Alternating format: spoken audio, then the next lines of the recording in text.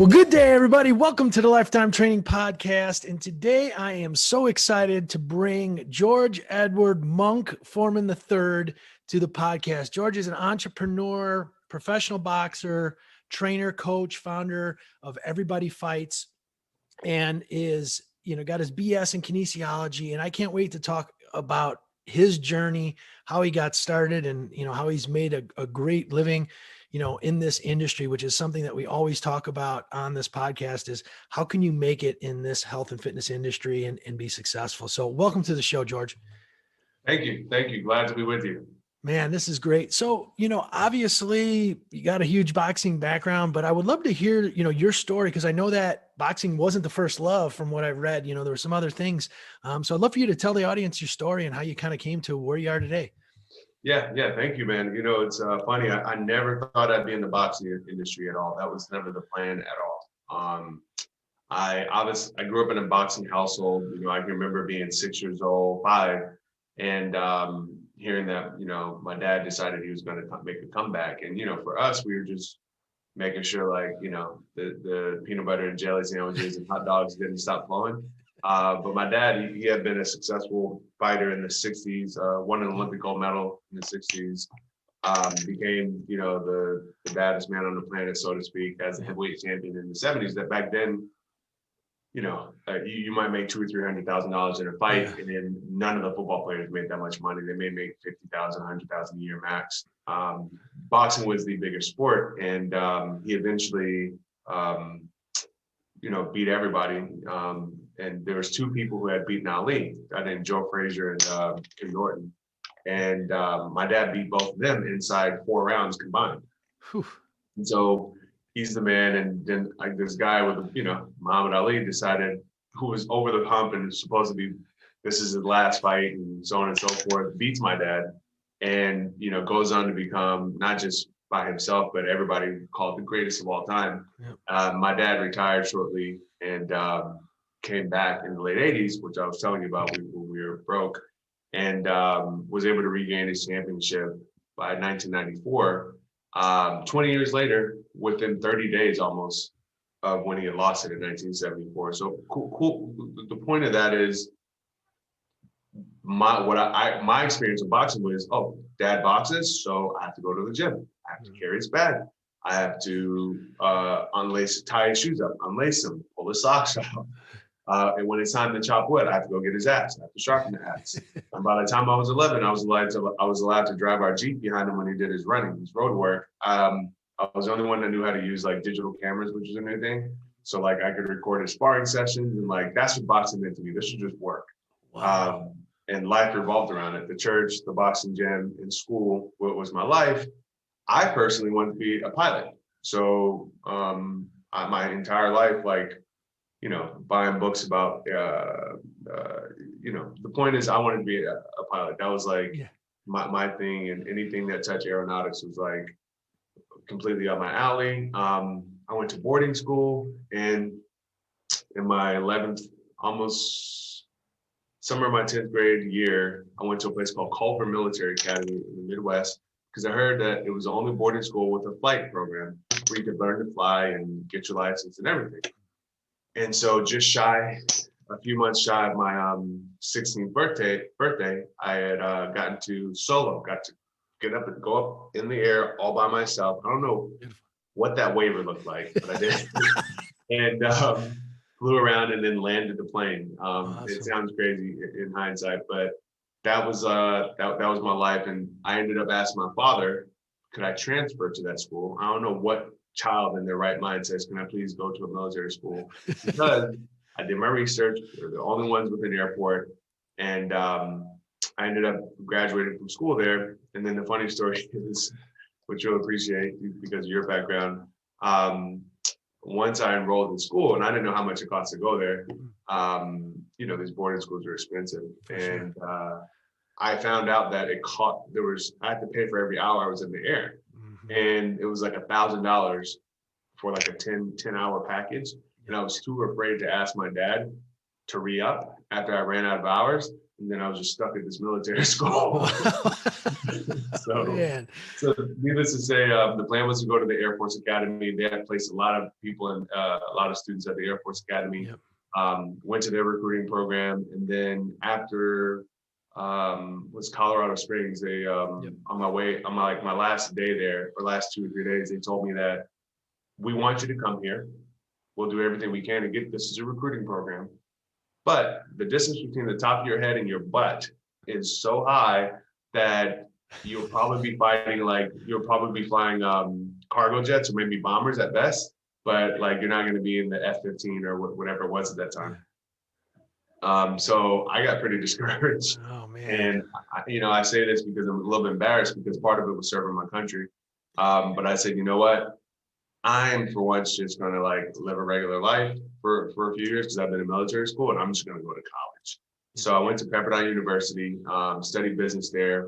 And after 3 years, my dad actually found out, he told me don't work, get straight A's, but he found out I was working and I got in trouble for working. And he said, if you want to work, I have a job, you can work for me.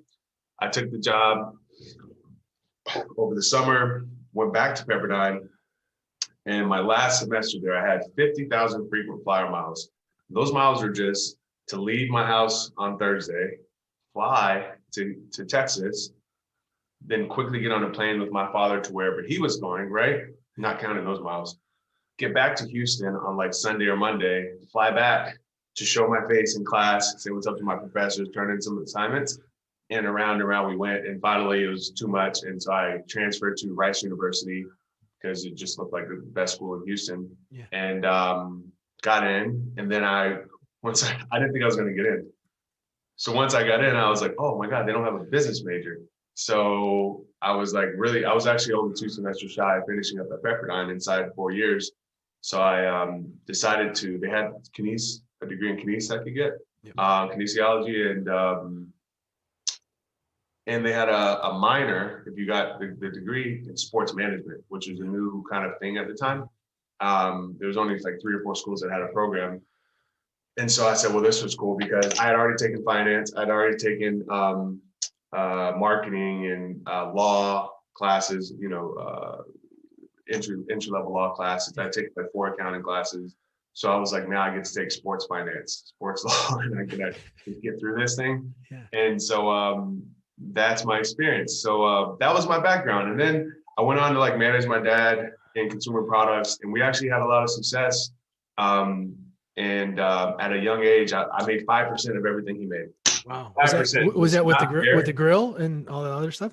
Not on the grill. He always said that he started that before me. So I did all my work on the grill for free, which was not fair. That's funny. I don't mean to laugh. There was a lot of work between 2002 and 3 and 2008. But the point is, everything else, I was able to, off 5%, do really well. I was like happy. I was making a lot of money. I was young. I didn't deserve that type of opportunity. Learned a lot. But I gained 100 pounds. Oh, wow. And I started at 200. So I was 300. And I wanted to lose weight. And I tried everything. I'd done the shred diet pills at GNC. Yeah. Good old ephedra back in the day.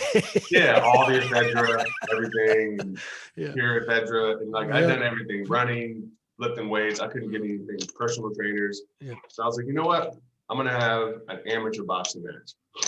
And that's what I'm going to do to motivate myself to get in shape by myself. And so we had closed our boxing gym, and I'll try to wrap this up quickly, but no, you're good. My dad, we had a big, like 60,000 square foot gym. 3,000 of that was dedicated to boxing. It had been closed because of unsupervised sparring, which my dad knew was dangerous. So he just shut it down, that component. So I had the whole gym to myself for a year.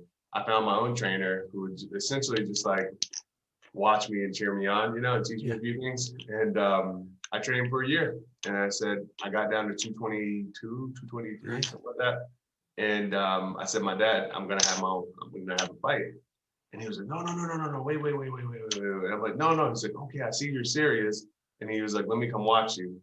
And I just got into a big argument with my trainer because of over some sparring. And so I had him take the day off. My dad just happened to come watch me that day. And he was like, well, look, if you're going to fight, let me train you. And I was like, okay. He was like, okay, well, if you're going to fight, no, he said, if you're going to fight, do a professional fight, because I had just prior to that, been trying to get amateurs to fight me, right? And you call around gyms and say, hey, my fighter's got his first fight. Do you have a fighter who's had one or two? And no one in the entire city of Houston would say, hey, yeah, my fighter with 1 or 2 fights, yeah, I'm going to throw him in the ring with George Foreman. And I couldn't fight a lick. That's okay to say, but he had a reputation not only in the ring, but in the street. That's where he's from. So then he was like, look, you can't get amateur fights, so let's just have a pro fight. I said, yes. And then he said, let me train you. I said, yes. And he said, we have 6 weeks. That 6-week period turned into a year before my first fight. And after my first fight, he said, do you want to do it again? I said, yes. And that was the end of my business career. And I fought 6 weeks later. And then from 2009 to 2012, I had 16 professional boxing matches. Wow. And but hold on. The 6 week to the year, was that because he just said not ready yet? Or was that because you couldn't get a fight, or what was it? Somewhere, first, okay. Well, the first thing that happened, he goes, before I train you, you need to run 10 miles, period. And I was like, okay. He's like, oh, by the way, can you also do it in military boots? I was like, all right, cool. I'd never run more than 2 miles. And I didn't stop business until after my first fight. So we're going back a year. And so we were traveling a lot. And I was like staying in the Four Seasons, like on the recumbent bike, like maybe a little Stairmaster from time to time, but like not really training. So finally, like a few weeks go by, and he's like, have you still haven't run? I'm like, no. He's like, okay. So there was a big hurricane in Houston, so we couldn't fly back into Houston. We were in New York, and we flew into Dallas, checked into a hotel for a couple of days. He watched me in the gym doing my little la-di-da workouts. Yeah, I got something for this guy. And so we were at the Crescent in Dallas. So then we hopped in our car, and we have a ranch 2 hours from Dallas. So we were like, you know what, let's get out of here. Let's get to our ranch and tell some of the family to come up. It was a bad situation. We drive, and we pull up to Famous Footwear, like off the freeway on the interstate. Yeah. And I'm a size 15. He gets me a size 13. I can squeeze into a 14. He gives me a size 13 and a half pair of boots, and not the good boots. Yeah. And he was like, we're gonna go for a run. So I'm like, we got like an hour and a half until we get to the ranch, and I'm like, it's kind of like you're about to get a spanking, you know it's coming. And so we get there. He's like, go put on the boots. I put on the boots. I literally jump out of the car after a 2-hour drive, never run more than 2 miles. And he's like, let's go. So we started going, and he's driving behind me in one of those little like ranch ATVs. And anyway, he pushes me for 10 miles. I jogged and I ran. Not one time did I walk for 10 miles. And that's not easy to do if you've never done it before. Regular, let alone in boots that are too small for you. Period. And I don't know why I didn't just quit and just say, Dad, go jump off a bridge. I could have just done that. And so we got to the end of it, and I had like almost a full-on sprint at mile 7, a hard run, and then I jogged for the last 2 miles. There was blood coming out of the boots on the backside, where my heels are, and I couldn't walk for days. I could, but I hurt a lot. Yeah. And I still have scars on my heels from that day. So then he goes, great. So about 2 days later, I'm walking around the house, and he's like, I see you limping. Don't think I'm gonna feel bad for you. So stop limping in front of me. He thought I was trying to put on a show. And then he's like, okay, well, wrap up your little ankles and your feet, and let's go to the track. So he ties me up in a harness. We have harness racing horses, the standardbreds. Mm-hmm. And he got one of those, he used pieces of that harness and strapped me to they call it a rain. What is it called? It's like a mini truck work vehicle. I don't know what you call it. Okay. And the sand track was wet, and he was like, go. And so I strained. I couldn't move it. And he was on it? Yeah, he was sitting in it. And he weighs what, 300, right? He's a good 300 at the time. He's lighting now. Yeah. But back then he was a carnivore, and I got it to move like literally like 6 inches, and then my like head tanked right into the mud, and he was like, stop. And I'm like, come on, man. Like, just number one, I just got it going. I think he thought I was gonna get a hernia. So he comes over and he was like, that's great. You put your head in the mud. And I basically, I saw that, you push yourself and so on and so forth. So then he moved me to a Jeep on the road at a slight incline and said, now let's go. We did a half a mile with the harness. And then shortly thereafter, within a week, it was, now I'm going to show you how to dig a hole. And before you dig the hole, you carve out like, 10 by 10 by 10. And then you dig all the way around and down until you can't get out. So I did that. It took me 2 days. And then he comes back and he goes, I was like, Dad, I'm finished. Come check it out. He goes, okay, good. Put the dirt back in. Oh, man. And this went on and on. Wheelbarrow, now we're going to take dirt. Wheelbarrow up a hill, wheelbarrow down the hill for like a whole hour. And chopping wood. And then once I could knock down the tree, because I was really proud of myself, he goes, okay, cool. So he takes the axe away and then gives me a hatchet, which is like 6 feet, and says, now go knock down the tree with the hatchet. And he felt so bad for me with the hatchet, he actually got his own and came and helped me. And all this before we got to the boxing gym. So that's what the whole year turned into. So I saw something online called the torture chamber. Now, is what you just described, is that the torture chamber or is that something else? This is the torture chamber, and I'll give you the culmination. So I'm heavy, like all my weight is like waist down, and this is the culmination of the torture chamber. So he takes me on a run. He brought in one of my sparring partners and to the ranch to train with me, and he's a light guy, and he, one of those guys that just fast. I don't know if you're one of those guys. I was not fast. I'm more of an endurance guy. That's my excuse. So we go for a 6-mile run, and it's cold, so I'm bundled up. And we're running, and then we get around. I'm letting the guy sit in front of me the whole time. Then we come around for the last mile, and I'm like, I just can't let this dude beat me. Like, I know he was probably a running back. I was like the second string, like left tackle or whatever. But I was like, I'm not letting him beat me. So I'm running, and I just beat him. And as soon as I stepped across the finish line, I collapsed. I just went black. And the only reason I woke up so quickly is because my head hit the pavement. And apparently I overheated. I had too much stuff bundled up. Oh, man. And my head hit the pavement and bounced. And then I woke up and I looked. And he was like, you okay? So yeah, he's like, okay. And then we just moved on. And so I went into my shower. The water hit me. Yeah. And I passed out again in the tub.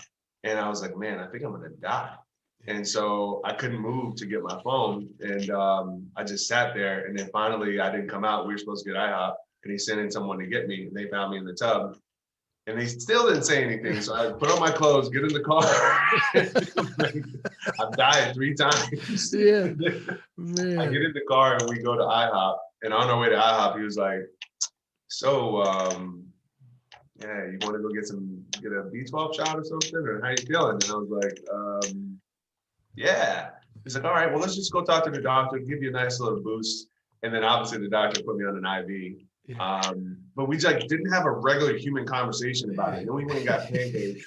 And then I worked out the next day. So that's the torture chamber. Man, that's crazy. Crazy, man. But then you went on and you were 16-0, right? And what made you stop?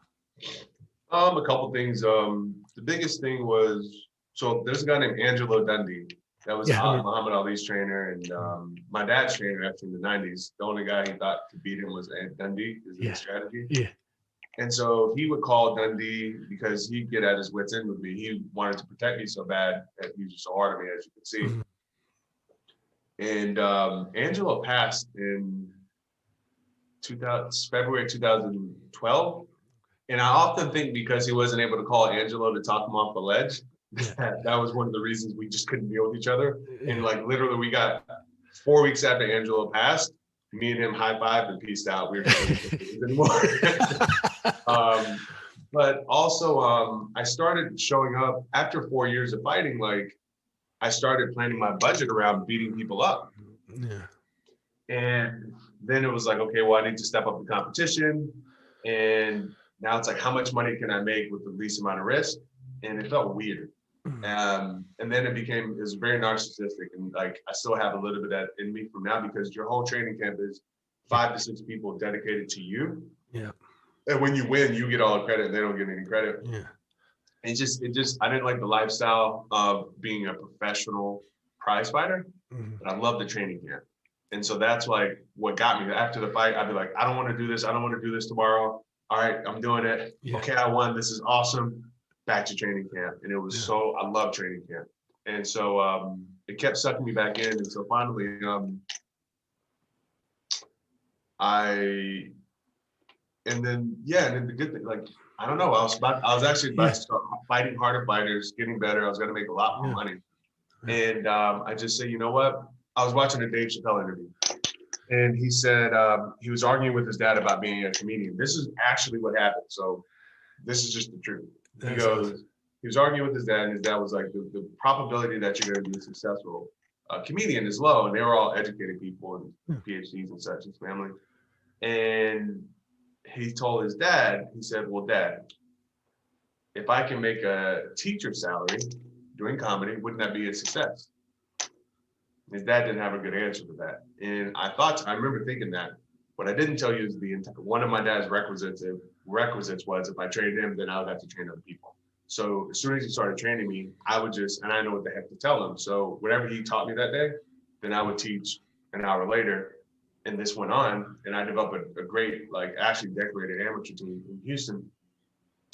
And I remember people used to have, like, they'd be like, Monk, we have to close the desk. They call me, we have to close the gym. It's 9:30. I'd be like, I'll close it. And I just keep on training people. And I never stopped, and I just loved it. It was the first thing in my life where you would have to, like, beg me to stop and pause and take a break. And so I was watching that interview, and I was like, you know what? If I could teach boxing and make about $35,000 a year, I would put down the actual professional sport in a heartbeat. So I was visiting, but when me and my dad got into our whole, like, agree to disagree, you do you, I do you, that whole thing where we just couldn't, it was too tense in the gyms. Yeah. And we didn't want to hurt our relationship. So when that happened, I took a break, was visiting Boston, a friend of mine there, a really close friend, and he took me to a boxing gym on the BU campus, and they were charging $140 a month for, like, a dirty gym. And I can say that because they know it was dirty. Yeah. And it was like 5,000 square feet. And I was like, number one, I'm not paying that. Number two, this is called a business. And so I went to Equinox, and every other gym in the city, by the way. I put on my boots and did my road work and just poked my head in. I went to Equinox, and they were charging $156.99. I'll never forget it. And then I ran to the hood. Not back then, it was the hood of South Boston or Southie. Yeah. Now it's the cool place. Yeah. And I went to this gym, and it was like a dirty gym. It was a little bit bigger than the other dirty gym. And they wouldn't even give me a tour because they were so busy. They charged $130 a month, and they said they had 1,000. I was like, does it get busy? And they were like, oh, yeah. I was like, well, how many members do you have? Oh, we have 1,000 members. Blah, blah, blah, blah. I was like, oh. Yeah. So then I could find, like, industry standard numbers for, like, rent and payroll and all that. So I just started, like, stroking a business model, and I plugged in their numbers at the sweaty boxing gym numbers, but with Equinox, like, amenities, right? With my equipment lease and all that. And I was like, if I have 500 members, like, I can make $35,000 a year teaching boxing. Yeah. So I was like, I'm not leaving. So I went and got an air mattress, kept my carry-on, found a roommate, and I hunkered down, wrote my business plan, and started begging people for money. Wow, man. That's awesome. That's how it happened. And then I never had time to go back to boxing. Man. And I mean, just the grit, obviously, a lot of that, we don't realize it when we're getting taught those things from our parents, but how that grit, carries over in the sport. And I think it's an awesome story and how it came about. So now, was the first then place that you opened up Everybody Fights, or was there something before? Yeah. Okay. Yeah. It was the to be Everybody Fights. So I wanted to call it Fight Club because, like, I just wanted to, like, make the connection between, I believe, like, boxing as a modality. So, like, in yoga, there's the sutras, right? I think there's like 12 of them, right? 9 of them, something like that. And these are principles by which you live, right? And then they have there's a piece of the whole practice of yoga. There's a piece of it that's the actual movement that most of the mainstream people associate with Lululemon, right? Yeah. That's just a piece of it. You don't have to actually do that. But if you do that, It elevates. To get the complete experience is a piece of it. I think the physical practice of boxing is a piece of the practice of living your life, like what we'll call right now a fighter. I think there's a better, broader term for it I'm working on, but that's that. So Fight Club was the name where everybody fights. And I was sitting on my friend's couch, and I think it was he said it or I said it. I can't remember. Sometimes I think it was really him that said it. Because I was like, oh, let's call it Fight Club. And he's like, where everybody fights. And I also kind of feel like it was like in our heads from like Star Wars, everyone fights or something like that. But like, it's just something we were like, we just said it. Yeah. And so we were able to get the trademark and the domain for Everybody Fights for like $10, and then the trademark for $300 and such. But Fight Club was, you can trademark that. Yeah. Number one, it's descriptive and all that. And then lastly, a whole bunch of other gyms had it. But we were still going to do it. Yeah. And we were going to be the biggest Fight Club. And no landlord in Boston, especially the Class A landlords, would let me put the word fight in the title of our gym. Forget the fact that they had never seen a successful boxing fitness program, so they really didn't want that in their building. They didn't want to scare their tenants who were actually signing 10-year market leases. So they're like, yeah, no. And then finally, like, they kept getting past it. Okay, I see your numbers, I believe in you and all that in your background. No to the word fight.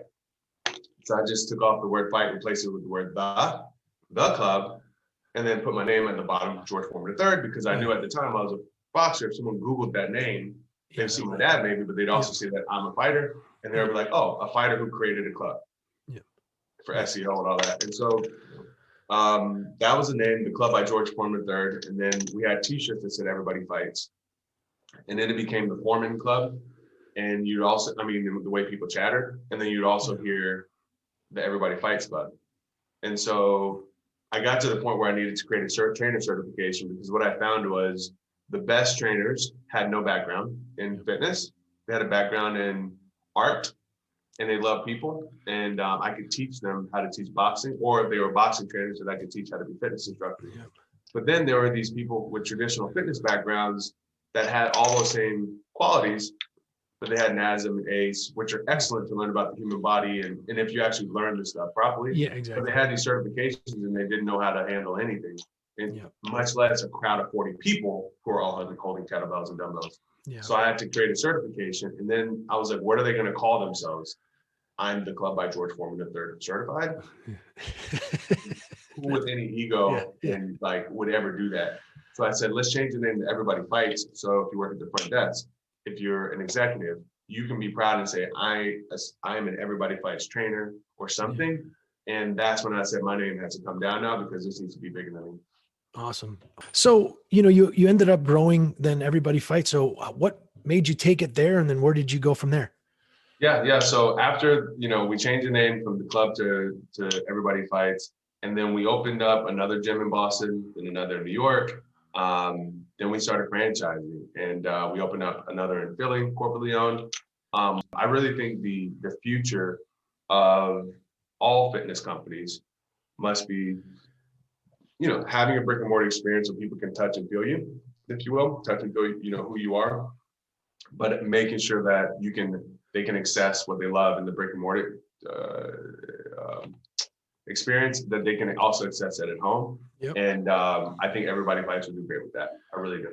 Yeah. And that's the industry. And obviously COVID has exponentially increased, just, the amount of that. Like I've said, our big thing is going omni-channel as well, and having, the brick and mortar as well as the virtual. So that's a great, great thing. Well, boxing is, an amazing workout. And I'd love to talk about, just from your perspective and kind of what you ingrained in, just some do's and don'ts. Like what are most common mistakes that people make that, we can hopefully help the listeners so they understand how to, potentially enter into this arena if it's something that they like.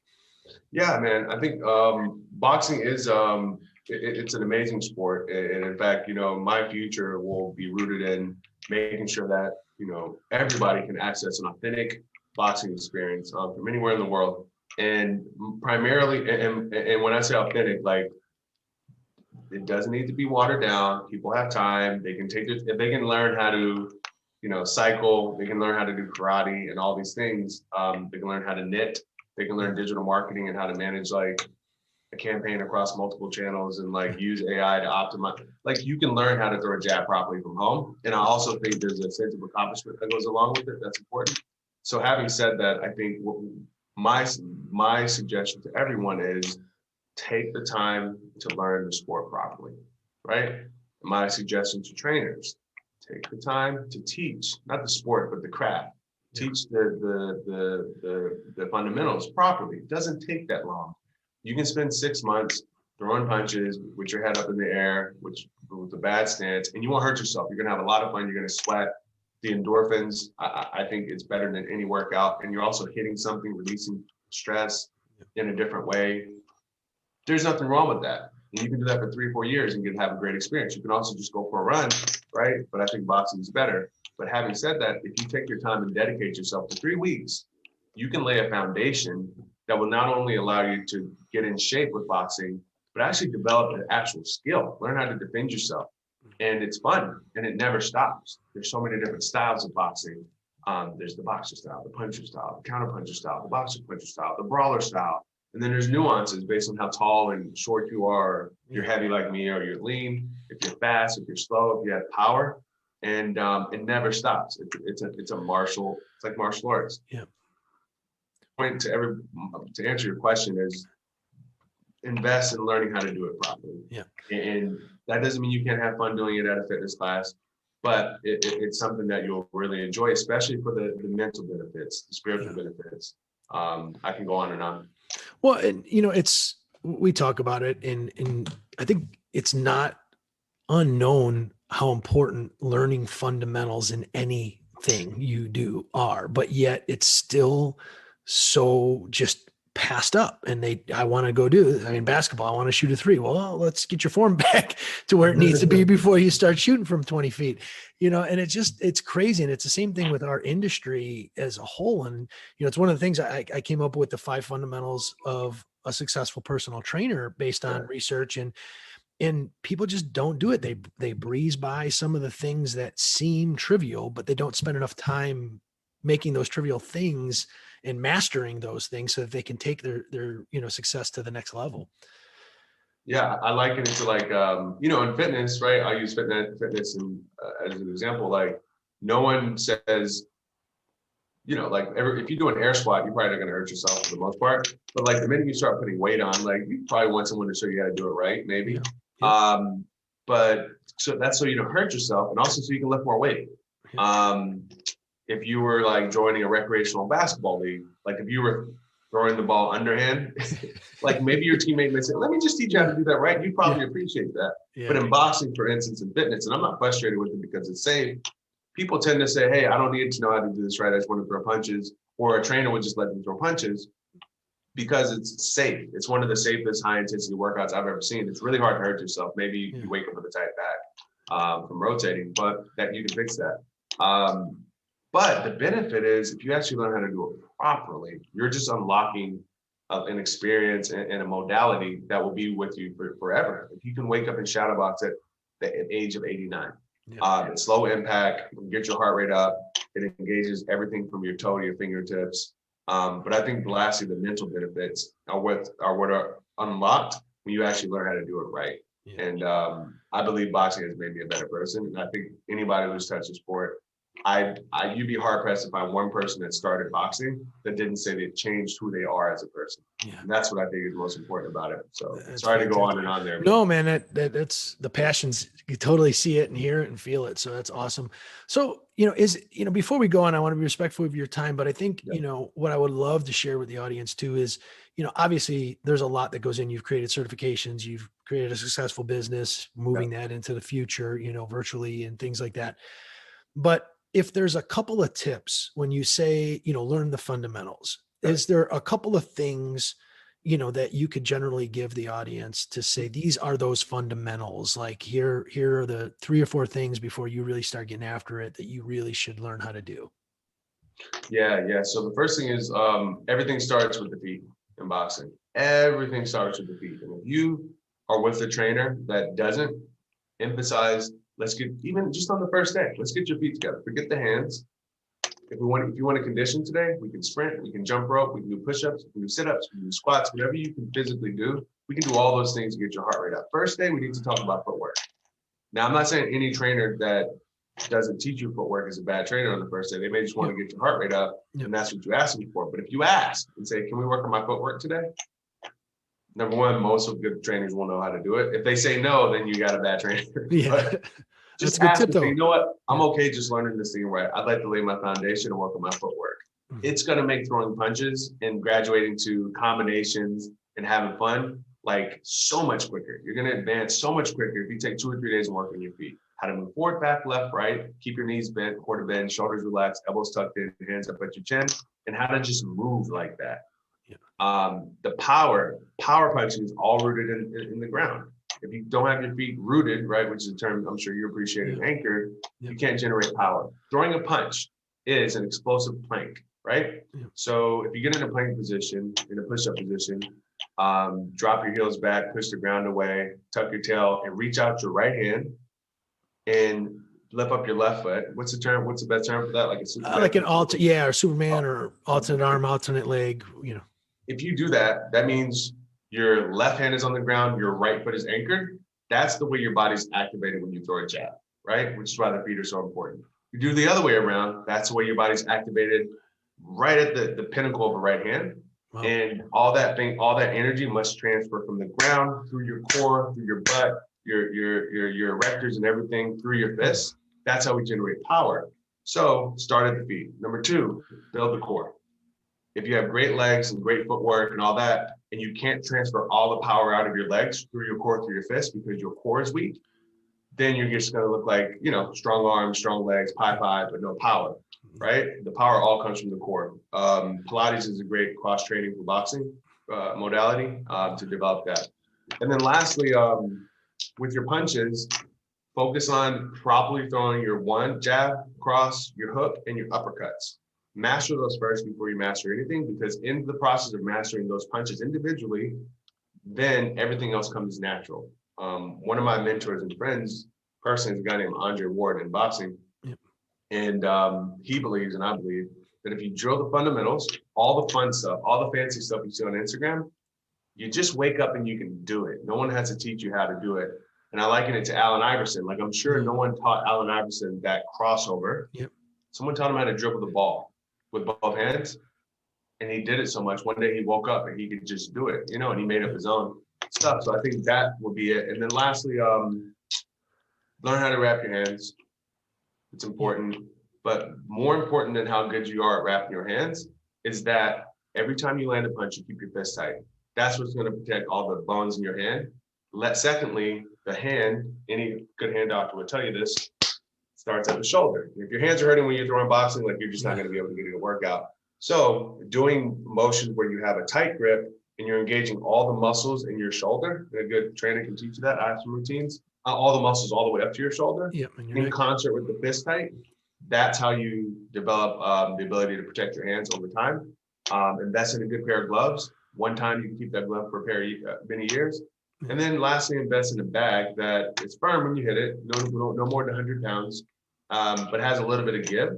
And some people like the water bags. Those are great too. Got it. Well, and that's what I was going to get into to kind of wrap it up is obviously you have equipment that, that you designed and things like that. And, you mentioned equipment at the end being one of the big pieces. So how, one, where can they get that stuff? And then two, what makes a good versus a not so good piece of, bag or mitts and things like that? Yeah, a couple things. So I think if you're looking for good equipment, I'm going to go ahead and plug a few companies that are not paying me, right? Ringside does an awesome job. They're geeks, and I mean in a good way, about their equipment. And they've been in it for 20 years. Title makes a good glove as well. And then there are many others, Hayabusa. Let's see, another one, Winning. If you want to spend some dough, Winning is a good glove brand. And so you can't go wrong with any of those brands. But I stand behind anything Ringside does, especially that I know their products pretty well. Secondly, shortly from now, you'll be. I have a little announcement coming in. I'll have equipment for people as well. But the point is, when you have equipment, you want to just, the difference in a $50 pair of glove versus $150 is your hands, right? So you just ask yourself, like, think about the doctor bill, think about all those things. And just, try to spend the money on getting a good pair of gloves. I think what makes a good pair of gloves, primarily, honestly, and everybody's hands is different. The palm, everybody's palm is a different size. The length between your palms and the end of your fingers are a different size, right? Even if you have the same size entire hand as somebody. Distance between here, the end, between your thumb and your finger versus the end of your thumb, we're all different. When you put your hand into a boxing glove and squeeze it tight, you need to be able to take your thumb, and it's hard to do, but just reach it right around the front of your knuckles. And a lot of these gloves have like this little piece between this part of the hand and thumb that prevents you from doing that. That's there so that you don't thumb somebody when you fight them in the ring. Yeah. And a lot of glove manufacturers just put those on there for fitness gloves. Doesn't really make sense. The point is, find a glove where even if you have to cut that little thing, where you can slide your thumb around here and make a nice authentic fist to protect your hand. What makes a good bag is number one, making sure like sometimes they put sand and the sand slides out and then you hit the sand and it hurts your hand. So just make sure you know what's in it. And if you want to fill your own bag and replace the filling, go and buy, you have to spend probably a couple $100 buying the scrap pieces of fabric, and you want the stretchy elastic pieces of fabric from like dry fit shirts. Yeah. Buy as much as you can, stuff it in there, and you'll have that bag for the rest of your life. Stuff it real tight. And then other than that, man, there's a lot of preference, but like buy 2 or 3 gloves, try them on, send them back if they don't fit. Make sure you can make that tight fist. Make sure you have a good firm bag that gives a little bit. Beautiful. Does that help? Man, absolutely. Yeah, for sure. And I appreciate it. And so kind of to, wrap things up, anything that you want to leave, the audience with. Obviously, I know you got some things that kind of are hush hush, but moving into the future, but I'd love for them to understand, how they can access, this information and you. Yeah, I think stay in tune. Anything that I do in the future, I'll be talking about it on my social media channels, George Forman the third on Instagram and Twitter and such. Honestly, guys, boxing is a lifestyle. It's a lifestyle. The sport is like, oh, well, you're good at it. Why not fight? Okay, I'll fight. Maybe I won't. It's a lifestyle. And if you commit to it, it's going to generate benefits for a long time. You're going to walk different. You're going to talk different. You're going to be respected in a different way. One of the things I teach is self-defense without teaching it because and bear with me for one more minute, but there was a study on predators, people who attack people, innocent people. And they studied them and they showed them pictures really quickly. And what they found was, this is a British intelligence, like counterintelligence agent or something that taught me this. They found that the violent criminals make their decision within about 5 seconds or less who they're going to attack. And they do it all about who looks like they're going to put up the least amount of fight. And things like shoulders tucked in, head down. So they can tell if a person's going to fight as opposed to shoulders back, head up, chest, maybe even a pair of boxing gloves. But the point is, the way you walk can change, the difference in someone says, we leave that one alone. We get that one looks a little different. That's not going to protect you. People are just going to still be there. But that posture, people like that can smell it on you. Yeah. And you can get that swag from boxing, and it's so subtle. Secondly, I had a young lady who came to my gym and left and then came back. But anyway, the long story short, she sent me a message that she had been brutally attacked prior to coming to Everybody Fights. And years later, she got attacked again. She threw a hook. She didn't land it. The guy left her alone. He's like, I'm out of here. I don't need it. And she wrote me a nice letter. I wish I could find it. But the point is, this craft will be with you for the rest of your life. And the benefits go way beyond what happens in the gym. It's going to make you a better husband, better wife. It's going to make you a better parent. It's going to make you better at work. And walking away, and you can get this from martial arts too. Yeah. But when you have these bad situations, like all of us, right, where we have trauma feels different, right? When you have the swagger of a boxer or a fighter. Because especially if someone bullies you or treats you a certain way, could be the cops, could be a teacher, could be a bully, could be a thug. The fact that you knew you could have done something, but you took the high road and said, you don't feel like a victim as much. Yeah. You feel like somebody say, that person's wrong, but they did something. I don't feel like I'm a victim. because you know that you also could have done something bad to them, if you will. And so all these things, I think it's important for children and people from all walks of life. Boxing has benefits that go way beyond the sport, and I encourage everybody to give it a shot. That's fantastic, man, and powerful message at the end. So thank you so much, Thank and you.